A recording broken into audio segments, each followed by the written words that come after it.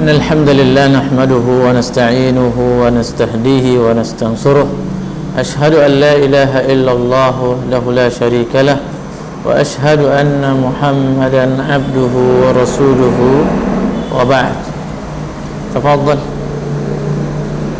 من يقرأ من يقرأ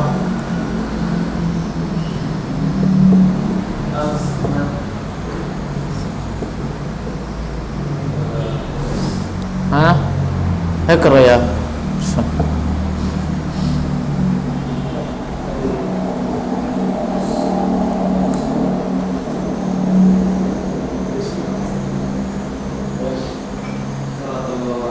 التكوير. نعم.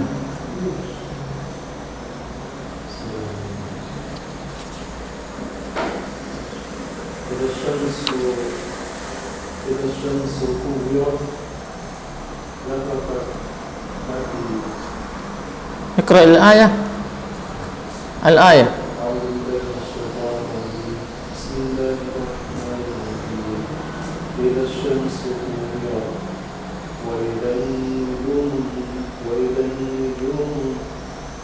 وإذا النجوم كدرت وإذا الجبال سيرت وإذا العشار عطرت وإذا الوحوش حشرت وإذا البحار سجرت وإذا النفوس زوجت وإذا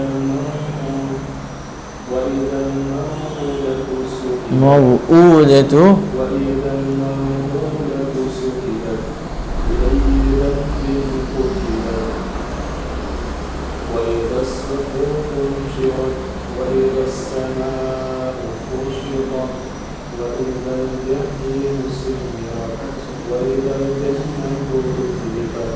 نعم خلاص اقرأ.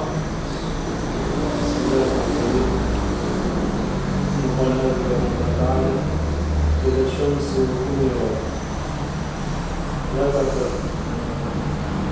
لففت وذهب بنور وذهب بنور وإذا النجوم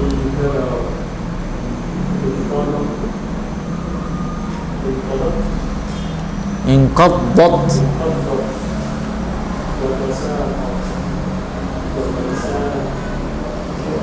قطب على الأرض وإذا الجبال سيرت ذهب الجبال نعم الجبل بالأرض فصارت هباء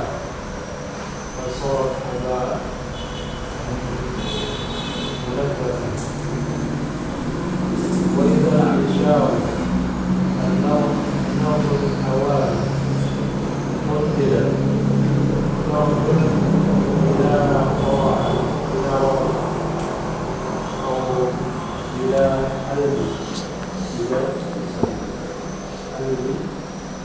نعم تركت بلا راء أو بلا نعم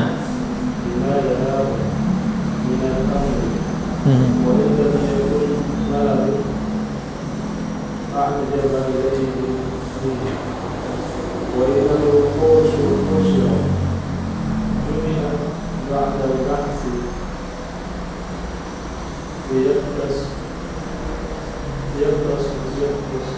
ليقتص أو ليقتص ما في مشكلة. نعم ليقتص ببعض ثم أسير القرار. نعم وإذا البحار سجرت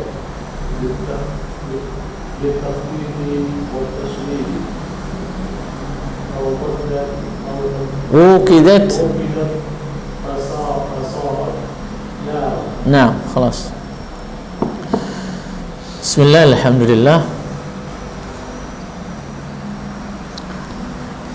حديث رسول الله صلى الله عليه وسلم روى يعني ما هو من رواية عمرو كذلك رواية عائشة Nah, wa hassana, yang dihasan, dan hadis ini dihasankan oleh siapa? Imam At-Tirmizi, dan disahihkan oleh siapa? Hakim. Syekh Albani disahihkan oleh Hakim. Apa dia bilang? Hadisnya Aisyah, man ahabba an yanzura yaumal qiyamati yaumal qiyamati ra'yu ainin falyanzur ila idza asy-syamsu kuwirat wa idza as-samaa'u fatarat wa idza as-samaa'u fatarat. Siapa yang mau melihat keadaan neraka hari kiamat, siapa yang mau melihat keadaan hari kiamat seakan-akan dia melihat dengan mata kepalanya, maka hendaklah dia melihat, memperhatikan, memahami dua surat ini. Apa dia? Surat At-Takwir dengan Al-Infitar. Dengan Al-Infitar. Dipahami? Nah, fadhal.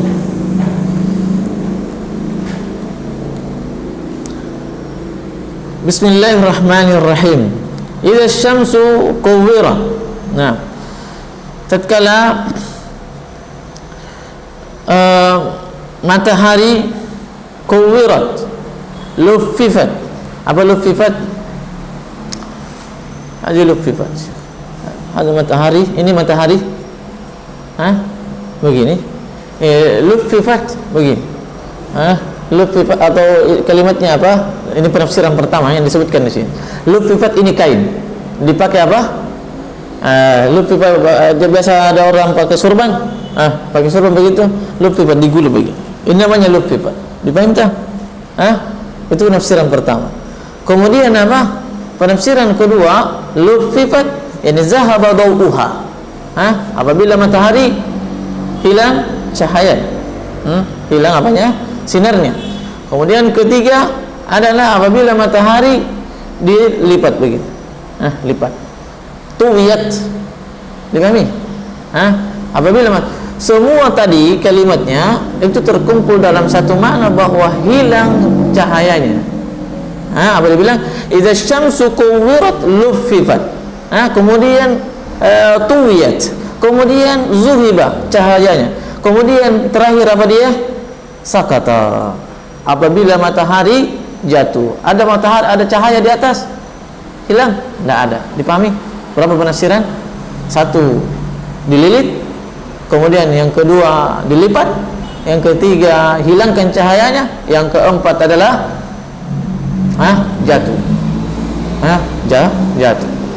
Idza sama'u idza syamsu kuwirat. Nah, luffifat wa zuhiba binuriha. Tatkala matahari, maksudnya kalimatnya aslinya ini adalah sebagian ahli tafsir kalimat syamsu. Kenapa syamsu? Kenapa pakai syamsi? Maksudnya dia marfu, kenapa dia? Dia posisinya sebagai mubtada karena dia di awal jumlah, atau dia sebagai fa'il? Sebagai apa? Fa'il. Nah, apa maksudnya? Idza kawwarati asy-syamsu kawwarat. Itu maksudnya. Berarti kalau apa antara khilaf ini khilaf nahwiyin. Kalau dia sebagai fa'il berarti artinya apa? Asli katanya adalah idza kawwarati asy-syamsu kawwirat atau idza kuwirati asy-syamsu kuwirat. Dipahami? Idza kuwirati asy-syamsu kuwirat. Kalau dia berarti dia sebagaimana mestinya begini. Idza syamsu kuwirat. Dia berarti mubtada. Nah. Fadhal. Wa idza an-nujumu kadarat. Wa idza an-nujumu inkadarat. Dan apabila bintang-bintang itu berjatuhan. Di sini berjatuhan. Inqaddat wa tasaqatat 'alal ardi. Jatuh dengan apa? Inqaddat wa tasaqatat. Tatkala bintang itu berjatuhan. Ini penafsiran yang apa? Yang pertama, jatuh. Kemudian dijelaskan tentang bagaimana cara jatuhnya. Ayat di mana? Ayat sebelumnya di surat An-Naba disebutkan bagaimana cara hujan itu turun, tidak ada putus-putusnya, turun terus begitu. Turun terus begitu. Itu maksudnya inqaddat. Bagaimana cara jatuhnya bintang-bintang nantinya? Insibab. Inkidar maknanya adalah insibab. Apa dia? Berguyur begitu. Bisa saja. Bagaimana bisa dipahami, bisa disamakan antara hujan dengan bintang? Bukankah bintang itu kecil-kecil? Kalau sudah dikumpulkan nantinya, maka seakan-akan diguyur begitu. Dipahami? Menggelinding, dikeluarkan menggelinding begitu, bukan jatuh tak begitu. Pahami? Itu apa? Makna inkadarat. Makna inkadarat. Nah, kemudian zuhiba di sini inqaddat wa tasaqatat 'ala al-ardi. Nah, selanjutnya wa idzal jibalu suyirat. Dan tatkala gunung-gunung itu suyirat, gunung-gunung itu biha an wajhi, dihilangkan dari muka bumi, fasarat haba'an mansura, hingga gunung itu bagaikan debu-debu yang berterbangan, debu-debu yang berterbangan. Ya, dalam tafsirnya siapa? Tafsir Asy-Syaukani Fathul Qadir, apa dibilang? Quli'at. Idza syamsu wa idzal jibalu suyirat, quli'at, dicabut gunung itu. Kenapa dicabut? Bukan dihilangkan saja, tapi dicabut. Menunjukkan bahwa sesuai penelitian sekarang, apa dia? Bahwa bagaimanapun tingginya gunung itu, maka demikian juga ke bawah. Maka dia butuh dicabut. Terus bagaimana jadinya? Suyir, baru kemudian diterbangkan. Dipahami? Baru kemudian dihilangkan. Karena masih kokoh nantinya. Ini secara akal bahwasanya kalau masih ada gunungnya, walaupun ini masih kokoh, masih ada gunungnya, berarti di bawah. Ya enggak? Kalau dihilangkan, diratakan gunung, kemudian masih ada berarti di bawah. Karena tadi penelitiannya bahwa bagaimanapun tingginya gunung ke atas, menjulang ke atas, maka demikian juga ke bawah, di dasar, ke inti bumi, bukan ke inti ya, ke bawah bumi. Demikian juga.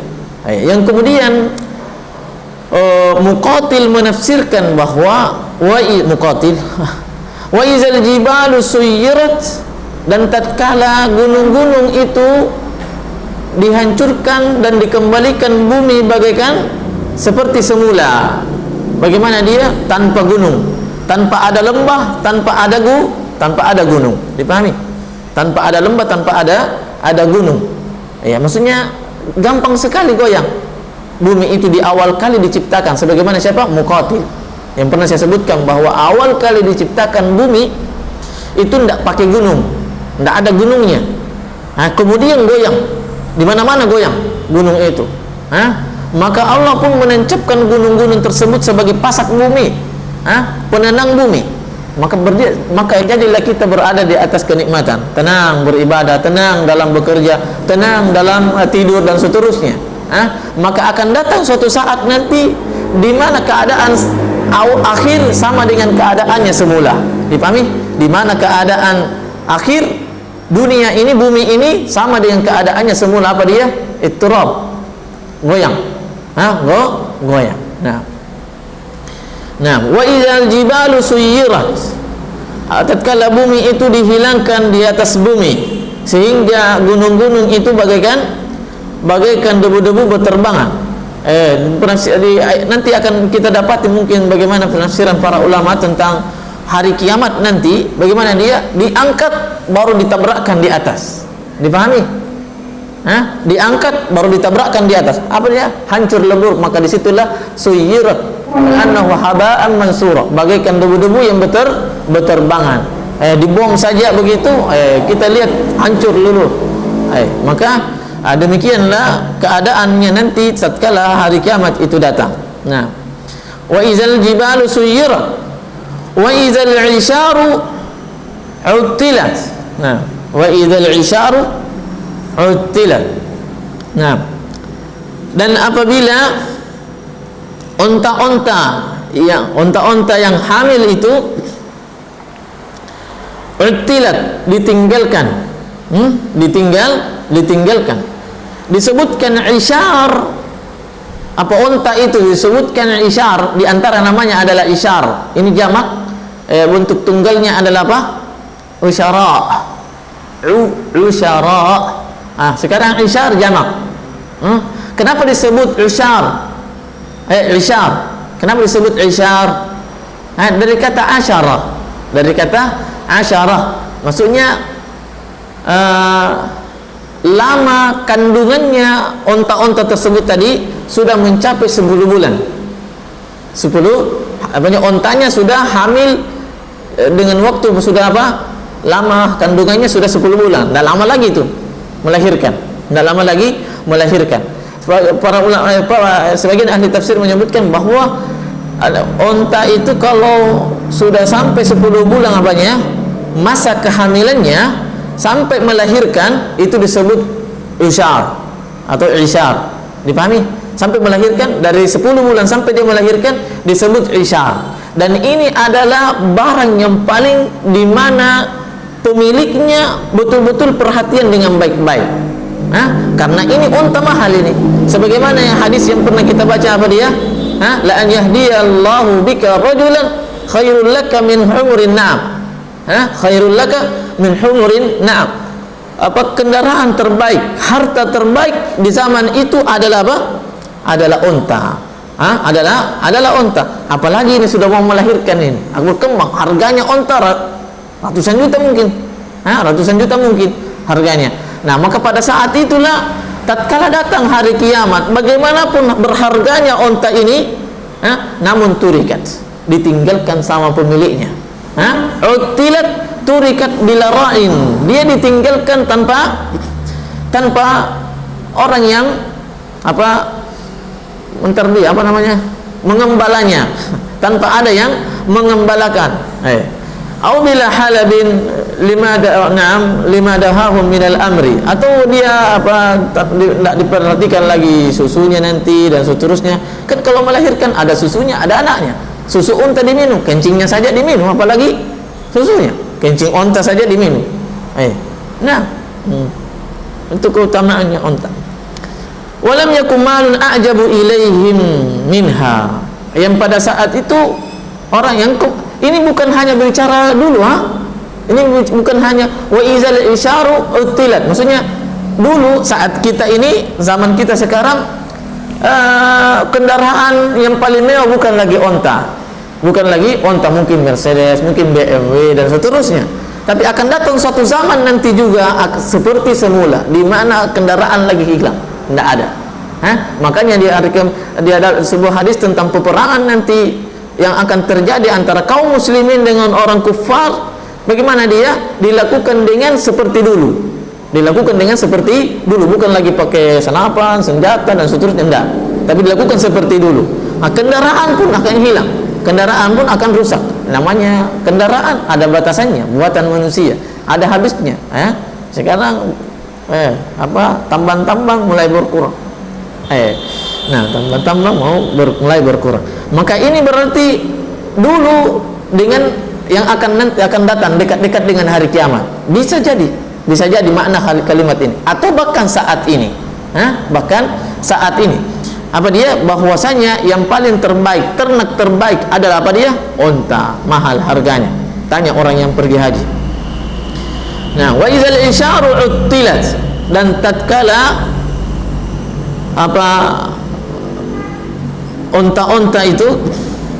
unta-unta yang berharga itu ditinggalkan. Tatkala pada saat itu unta-unta yang berharga yang sangat dicintai oleh pemiliknya itu ditinggalkan. Nah, dan ini sebagian ahli tafsir menyebutkan bahwa ini adalah kinayah. Ini adalah kinayah, menyebutkan yang terbaik. Kemudian selain daripada itu enggak disebutkan, menunjukkan bahwa harta apa saja yang dimiliki oleh manusia saat datang hari kiamat, maka tidak ada lagi kepeduliannya terhadap hartanya, tidak ada lagi kepeduliannya terhadap hartanya. Apa saja. Nah, ini sebagian ulama tafsir begitu menyebutkan bahwa ini adalah kinayah. Nah, wa idzal wuhushu husyirat, dan tatkala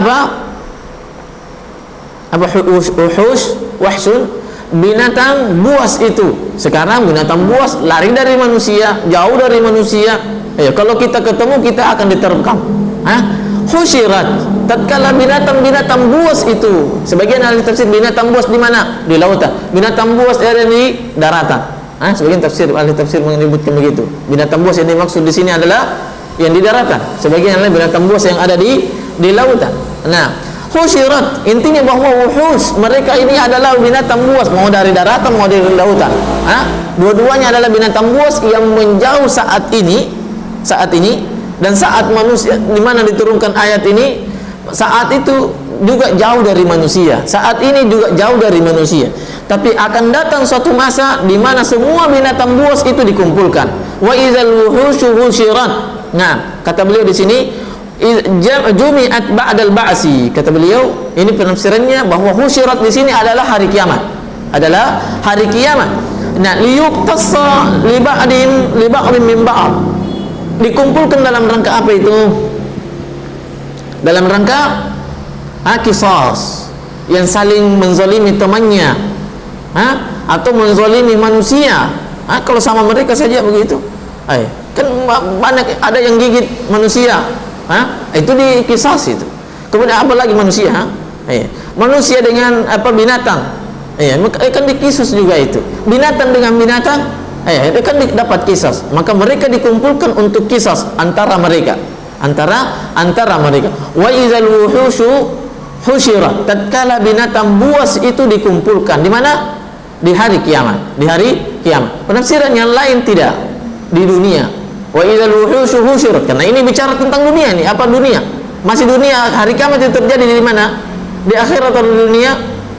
Di dunia. Nah, maka di sini dikumpulkan dulu. Sekarang binatang buas jauh, lari dari manusia, menjauh dari manusia, sama. Maka akan datang suatu saat nanti mereka berkeliaran di tengah-tengah kita tanpa ada yang makan dengan kita, karena saking takutnya juga binatang buas.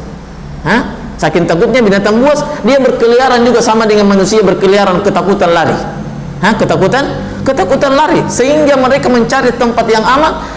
Mereka mengira, binatang buas itu mengira bahwa tempatnya saja yang ada di hutan, di gunung-gunung, di lembah-lembah sana itu yang berbahaya. Ternyata datang juga di perkampungan manusia, sama keadaannya antara di gunung, di mana, di hutan sana, dia begitu sama keadaannya. Artinya ini mau kiamat ini, mau kiamat. Maka mereka datang, kita lihat, maksudnya husyirat, dia hidup di sekeliling kita, berlarian begitu juga. Tapi bukan lagi untuk menerkam siapa yang ditemui dari manusia, tapi itu karena rasa takutnya, rasa takutnya terhadap hari kiamat.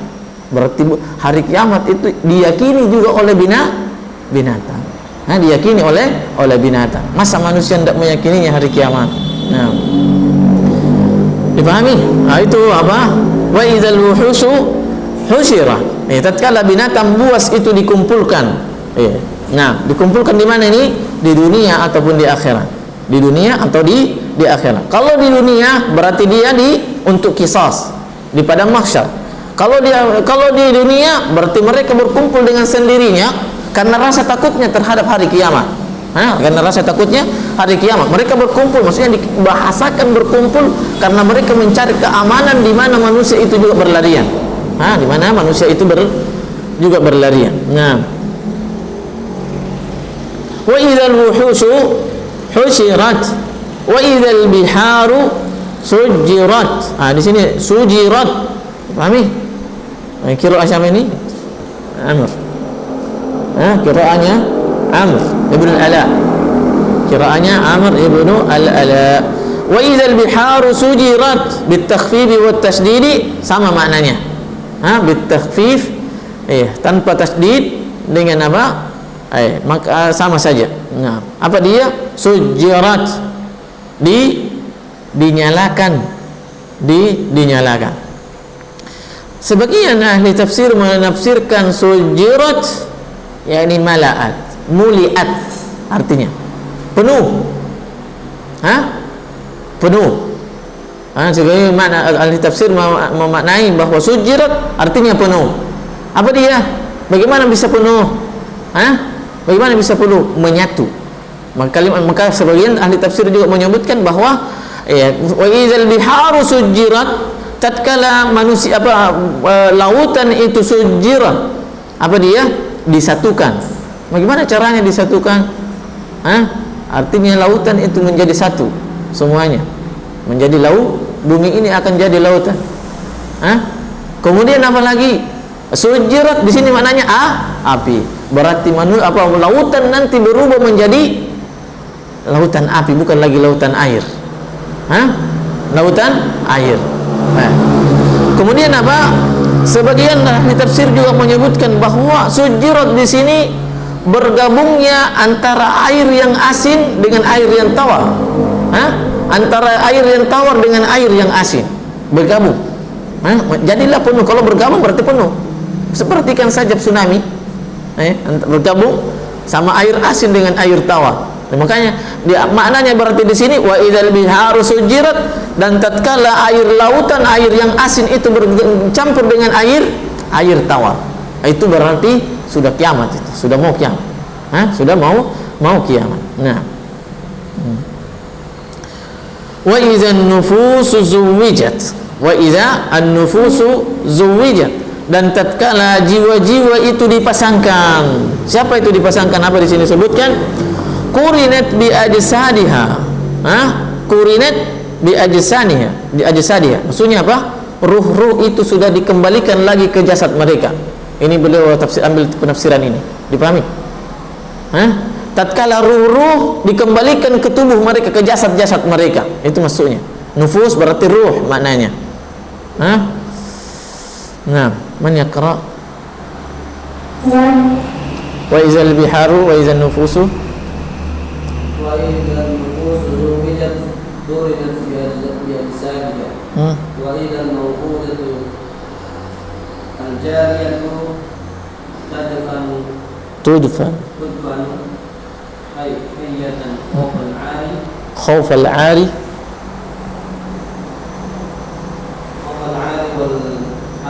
والحاجة سئلت تبكيتا لقاتلها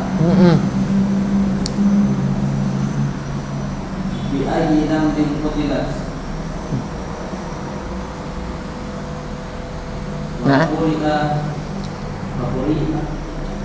وقرئ بكسر التاء حكاية منها جواب أن تقول قتلت بلا ذنب وإلى الصحف صحف الأعمال قتلت بلا ذنب وإلى الصحف صحف الأعمال نشرت بالتخفيف والتشديد فتحت وبسطت وإلى السماء كشفت نزعت عن أماكنها كما ينزع الجلد عن الشاة وإلى الجحيم النار سعرت بالتخفيف والتشديد أججت وإلى الجنة أزلفت قربت لأهلها نعم ليدخلوها وجواب إلى أول السورة وما أتف عليها علمت نفس أي كل نفس كل نفس نعم وقت هذه المذكورات نعم وقت هذه المذكورات وهو يوم القيامة. نعم تفضل. ما هو قال wa idzan nufusu suwijat. Ini tadi saya sebutkan penafsiran yang disebutkan di sini. Qurinat bi ajsadiha. Apa dia? Antara ruh seseorang. Sekarang ketika orang meninggal, bagaimana dia? Antara fisik seseorang dipisahkan dengan ruhnya. Di mana dia kalau orang baru meninggal, diangkat ruhnya ke langit. Diangkat ruhnya ke langit. Dipahami? Kemudian fisiknya di bumi. Akan datang suatu saat nanti semua orang yang meninggal dikembalikan ruhnya ke jasadnya, hingga mereka datang dengan sebagaikan orang yang baru bangun dari tidurnya, berjalan dengan fisiknya, dengan fisiknya. Nah, sebagian ahli tafsir, wa idzan nufusu zuwijat, apa dia? Tatkala jiwa-jiwa itu, maksudnya manusia-manusia itu dipasang-pasangkan. Bagaimana dipasangkan?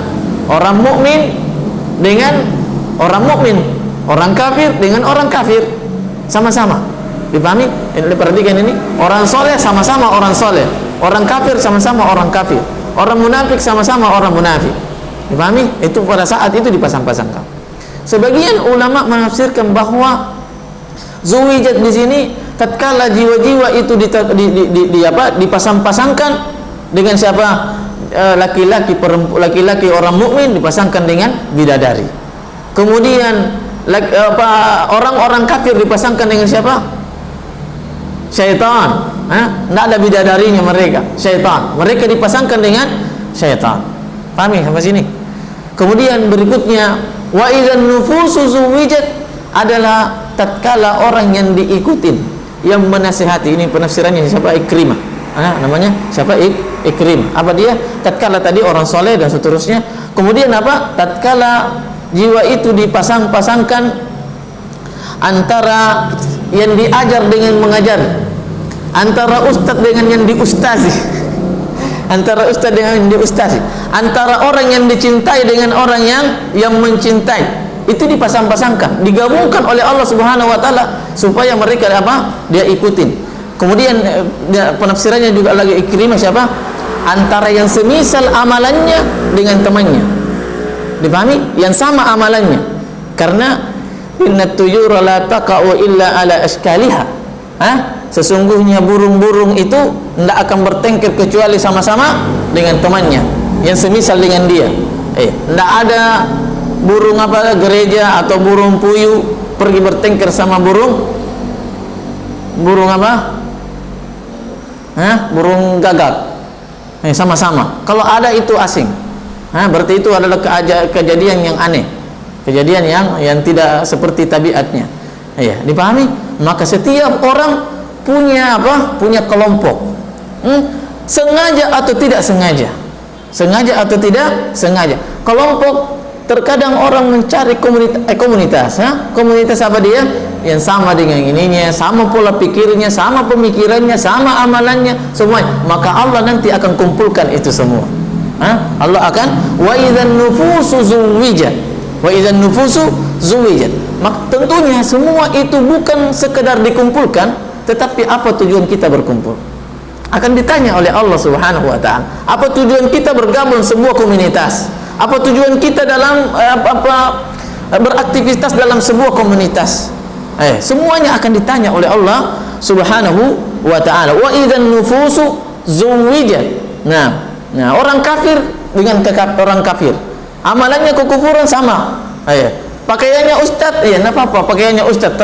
Kalau sama orang amalannya itu adalah kekufuran walaupun pakaiannya ustadz, akan dikumpulkan sama orang yang amalannya kekufuran. Demikian juga sebaliknya. Demikian juga sebaliknya. Nah, wa idzal mau'udatu su'ilat, dan tatkala bayi perempuan itu yang dikuburkan secara hidup-hidup ditanya. Ditanya. Al-jariyatu tudfanu hayyatan khaufan minal ard. Orang Arab dahulu, sebagaimana kisahnya, tapi wallahu alam ini kisah makzubah. Saya tidak tahu benarnya apa tidak, tapi masyhur juga. Apa dia? Kisahnya Umar bin Khattab radhiyallahu taala anhu. Bagaimana dia? Pernah dia keluar bersama dengan sahabat lainnya. Kemudian singgah di dekat jalan, sambil membawa tongkat dan memainkan begini tongkatnya di tanah, memainkan di tanah. Kemudian dia sambil dengan keadaan kadang ketawa, kadang menangis. Kadang ketawa, kadang menangis. Lalu sahabat yang lainnya pun bertanya kepada Umar bin Khattab radhiyallahu taala anhu, "Ma yubkik? Apa yang membuatmu menangis? Wa ma yudhikuka? Dan apa yang membuatmu ketawa?" Dia bilang, "Saya hanya teringat masa jahiliyahku." Bagaimana dia? Masa jahiliyahnya dia kuburkan tadi apa? anak keturunannya yang perempuan. Kemudian dia ketawa, apalagi pernah suatu ketika bawa roti, sudah dimodel, itu adalah Tuhannya. Tapi saat perjalanan ternyata dia lapar, dia lihat rotinya, makan tidak, Tuhan saya mau dimakan. Dia pikirkan itu, artinya kejahilan. Dia bukan demikian, dipahami? Intinya bahwa orang jahiliyah dahulu, orang Arab dahulu jahiliyah, dia menguburkan anak perempuannya karena apa tadi disebutkan di sini? Takut aib. Apa aibnya kalau perempuan lahir dari seorang ibu dan bapak? Apa aibnya? Aibnya adalah bahwa mereka tidak bekerja. Makanya orang jahiliyah dahulu, itu wanita itu didiskriminasi. Apa dia? Didiskriminasi. Bagaimana caranya? Dia tidak diberikan harta warisan. Tidak diberi harta warisan. Kenapa? Karena tidak bekerja, satu. Karena tidak berperang. Karena mereka dulu kayak orang Papua, berperang antara suku. Siapa yang kalah diambil hartanya, diambil wanitanya. Dipahami? Kemudian yang dia khawatirkan mereka intinya lemah. Yang kedua, lihajatin. Apa tadi hajah? Karena kalau dia mau minta tolong, perempuan tidak bisa karena lemah fisiknya. Minta tolong itu maksudnya lihajah. Minta tolong, ada sesuatu yang mau diangkat, ada mau perang dan seterusnya. Mereka tidak bisa minta tolong sama perempuan. Kenapa? Dan ini juga berarti nalurinya orang Arab jahiliyah dahulu menyayangi wanita. Cuma dengan cara tadi. Bukan menyayangi, dia tahu bahwa posisi wanita itu lemah dan seterusnya. Nah, sekarang bagaimana keadaan wanita? Selama orang tidak memahami Islam, maka wanita itu ada dua saja keadaannya. Entah terzalimi atau dia yang dibuat menjadi dengannya laki-laki terzalimi. Bagaimana caranya? Lihat saja di kampung-kampung. Siapa yang banyak dapat warisan? Laki-laki apa perempuan? Perempuan. Sekarang terbalik, dan dua-duanya adalah perbuatan jahiliyah. Antara wanita diberikan warisan yang lebih banyak atau tidak diberi warisan, atau warisan lebih sedikit, maka dua-duanya adalah perbuatan jahiliyah. Jahiliyah itu adalah nisbat kepada masa jahiliyah dahulu, tetapi apa saja perbuatan apa saja yang tidak ada kecocokan dengan Rasulullah sallallahu alaihi wasallam, Al-Qur'an dengan hadis, maka itu boleh dinisbatkan sebagai jahiliyah yang maknanya adalah jahil, tidak tahu. Dipahami? Tidak tahu. Nah, sekarang orang-orang di kampung-kampung atau bahkan di kota, justru wanita lebih banyak warisannya. Bagaimana dia caranya? Bagaimana caranya? Mereka kan tinggal biasanya, dan ini juga sebenarnya adalah ketidakpemahaman. Apa dia? Karena mereka merawat orang tua, dia tinggal di situ, maka rumah dia yang punya. Rumah dia yang miliki nanti, dan ini sudah adat istiadat, kebiasaan masyarakat. Dan ini sebenarnya tidak boleh. Dan ini sebenarnya tidak boleh. Rumahnya, semua kekayaan orang tua yang dia tinggalkan di situ sampai dia meninggal, maka pada saat itu wanita yang punya. Adapun laki-laki, maka dia hanya diberi, langsung diberi begini-begini, setelah menikah langsung dikasih, pergi. Dikasih. Dipahami tidak? Maka ini adalah diantara model kejahilian. Kemudian bentuk kezaliman terhadap wanita di zaman ini apa dia? Bahwa kewajiban merawat orang tua tidak lagi ada pada laki-laki, tetapi ada sama wanita. Padahal wanita kalau sudah bersuami, maka gugur kewajibannya terhadap orang tuanya dan ketaatannya berpindah kepada suaminya. Berarti apa? Bahwa kewajiban merawat orang tua itu adalah siapa? Laki-laki. Laki-laki tidak pernah gugur kewajibannya walaupun dia sudah menikah terhadap orang tua. Pahami? Adapun perempuan bukan seperti itu, bukan justru dibalik. Justru wanita itu disuruh merawat orang tua karena dia begini-begini, karena dia disayang, karena dia begini. Enggak. Namanya kasih sayang itu tidak akan pernah sama. Tidak akan pernah sama. Cinta itu tidak akan pernah sama.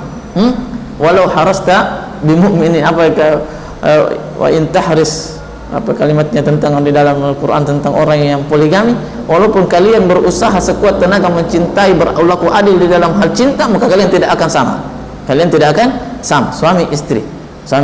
Demikian juga anak, tidak mungkin. Cuma tidak boleh diperlakukan berbeda, jauh perbedaannya terhadap antara anak yang satu dengan anak yang lain. Anak yang satu dengan anak yang lain. Nah, ini adalah bentuk kejahilan. Orang dahulu dia bunuh orang wanitanya. Kalau dia hidup maka dia akan tidak diberi harta warisan. Nah, sekarang terbalik. Makanya Islam itu senantiasa berjalan di antara keduanya.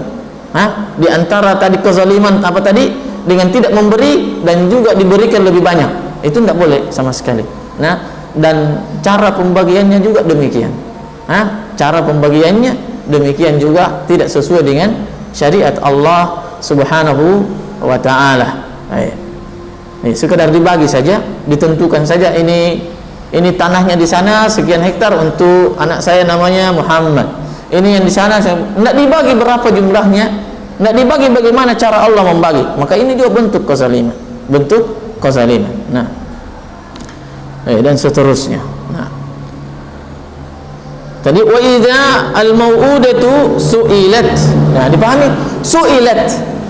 Di sekarang saat kita ini, kalau ada orang yang menzalimi saudaranya, siapa yang ditanya? Yang dizalimi atau yang menzalimi? Yang menzalimi. Tapi akan datang suatu saat nanti di mana yang dizalimi yang akan ditanya oleh Allah Subhanahu wa ta'ala. Hukum yang Allah syariatkan adalah yang apa dulu? Ya, dua-duanya ditanya. Maksudnya yang antara yang menzalimi dengan yang dizalimi, yang paling lebih dominan ditanya adalah siapa? Yang menzalimi. Karena dia yang melakukan perbuatan. Tapi akan datang suatu saat di mana yang zalimi ditanya sebagaimana ini. Kapan, kenapa itu? Apa tujuannya? Maka tabkitan liqatiliha, menunjukkan saking marahnya, saking bencinya, saking murkanya Allah Subhanahu wa ta'ala terhadap siapa? Terhadap yang membunuhnya, terhadap yang menzaliminya, terhadap yang menzaliminya. Wa idzal mau'udatu su'ila, dan tatkala itu orang-orang yang dikuburkan secara hidup-hidup, wanita-wanita yang dikuburkan secara hidup-hidup, su'ilat, ditanya. Dia yang ditanya, dia dizalimi, ternyata dia juga yang ditanya. Tetapi bukan untuk menzalimi tadi si yang dizalimi, tetapi dalam rangka menunjukkan bahwa Allah betul-betul murka terhadap yang menzaliminya. Makanya tidak mungkin. Perhatikan jariah. Apa itu jariah? Anak yang bayi yang belum lahir atau anak kecil yang belum balik. Masa dia mau ditanya? Tidak mungkin Allah tidak berlaku tidak adil. Tidak mungkin. Allah itu maha adil. Tapi kenapa dia ditanya? Kenapa dia ditanya? Dalam rangka menunjukkan kebencian dan kemurkaannya terhadap siapa yang menzaliminya. Siapa yang menzaliminya? Bi ayyi dzambin qutilas. Ditanya, apa pertanyaannya? Bi ayyi dzambin qutilat. Maksudnya ini makna secara bi ayyi dzambin qutilat, atas dosa apa, kezaliman apa yang dia lakukan sehingga dia dibunuh. Ini maknanya di sini apa dia? Qutiltu bila dzambin. Dia yang menjawab. Maksudnya tatkala ditanya oleh Allah Subhanahu wa ta'ala, kenapa kamu dibunuh? Maka bi ayyi dzambin qutiltu. Pahami? Ini dalam qiraat tafsirannya. Tafsiran yang lain. Adapun secara zahir yang kita pahami adalah bi ayyi dzambin qutilat. Dia akan ditanya dengan pertanyaan apa dia? Atas dosa apa sehingga dia dibunuh. Ini secara zahir yang kita pahami. Kemudian ini bacaan atau penafsiran yang lain, bi ayyi dzambin qutiltu. Tatkala ditanya oleh Allah Subhanahu wa ta'ala, maka dia menjawab, saya tidak tahu dengan dosa apa mereka saya membunuhku atau saya dibunuh. Paham tidak sampai sini? Nah, subhanakallahumma rabbana wa bihamdik, asyhadu an la ilaha illa anta, astaghfiruka wa atubu ilaik. Assalamualaikum warahmatullahi wabarakatuh.